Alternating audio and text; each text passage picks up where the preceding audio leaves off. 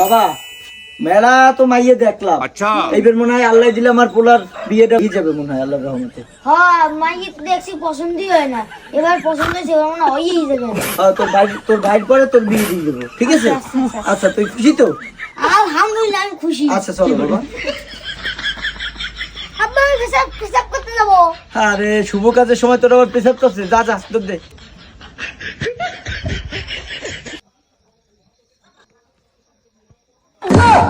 আব্বা আমি দুধ এসে খুঁজে পাইতেছি না। এই দেখি তোর ভাই টুনটুনিটা কোয়ানে গেছে, দেখি।